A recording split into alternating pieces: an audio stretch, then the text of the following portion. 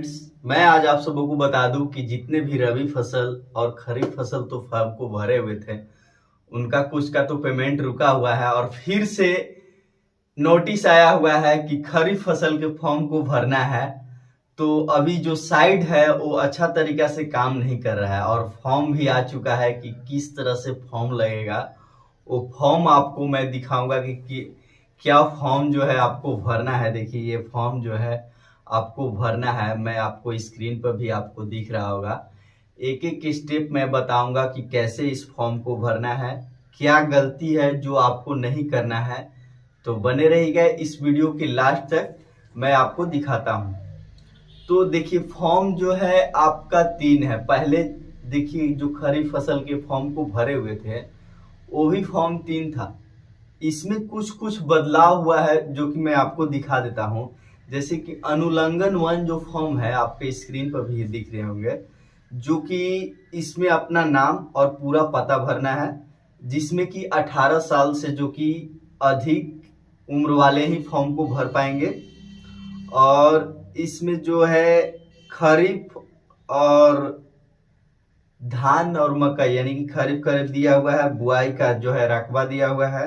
और इसमें जो है अब ब्लॉक से साइन के लिए एक ठो था इसमें ऑप्शन कि आपको ब्लॉक से किसी कर्मचारी से साइन कराना है, लेकिन अब जो है इसमें आपका एक ही आ गया है जो कि वार्ड सदस्य या आपको अपने पंचायत के मुखिया से साइन या मोहर दोनों। अनुलंघन 2 जो है आपको फॉर्म को भरना है, जैसे कि आपका आवेदन जो है आवेदक जो है किसान बटाईदार हैं या सरकारी भूमि पर कृषि करने वाले हैं द्वारा घोषणा पत्र यानी कि शपथ पत्र जिसको बोलते हैं वो शपथ पत्र है, जिसमें आपको फुली एड्रेस, अपना नाम और अपना जो एज है 18 साल से प्लस होना चाहिए। तो इसमें भी आपका डिटेल अपना जो भी फसल है उसका फसल देना है। जो खरीफ फसल का जैसे धान है या मकई है, कितना पे आप बुआई किए हैं उसका डिटेल भरना है, जितना डिसमिल एकड़ जो भी है इसमें फॉर्म को भरना है। और इस ये साल को भी दर्शाया गया है, इसमें दर्शाना है। अब इसमें दिनांक आवेदक यानी किसान के अंगूठा या उनका साइन होना चाहिए। और इसमें वार्ड सदस्य या मुखिया आप में इसमें प्रमाणित करेगा और साइन मोहर करेगा यानी सिग्नेचर करेगा और अपना स्टंप लगाएगा। तो अब अनुलंघन आपको 3 दिखाते हैं। इसी तरह से अनुलंघन 3 है जो कि आवेदक किसान जो है बटाईदार किसान द्वारा रैयती के भूमि पर कृषि कार्य हेतु सहमति पत्र। देखिए ये जो अनुलंघन 3 है इसमें आपका जो बटाईदार है आपके सहमति से जो है कि ये खेती किया हुआ है तो उसी का इस पे डिटेल रहेगा। जैसे कि उसमें सहमति पत्र का जो दिनांक रहेगा, महीना रहेगा, वर्ष रहेगा, आप जो बटैया दिए हुए हैं कब से कब दिए हैं इसमें फुली डिटेल रहेगा, उनका नाम रहेगा। और जो फसल राहत योजना के अंतर्गत रैयत गया इसमें अभिलेख प्रथम पक्षकार, जैसे कि 2 हैं तो दोनों को अगर भरना है इसमें डिटेल। तो इसी तरह से इसमें देखिए अनुलंघन 3 जो है कोई मायने नहीं रखता है ज्यादातर, मैं तो यही बताऊंगा।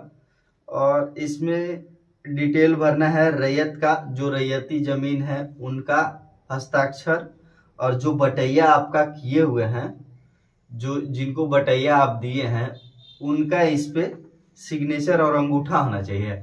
और जो इसमें 2 आपका बदलाव है जो कि 2 इसमें गवाहों का जरूरी है। जैसे कि आप बटाइया दिए हैं, आपका खेत कितना है, जमीन कितना है, उस जमीन पे जो आपके बटाईदार हैं उनके थ्रू अगर खेती कर रहे हैं और आपका खेती कर रहे हैं कि नहीं आप जान रहे हैं कि हाँ ये है, तो उनके लिए 2 गवाह की जरूरी है कि ये हाँ मेरे खेती को करते हैं, आप इनको जानते हैं।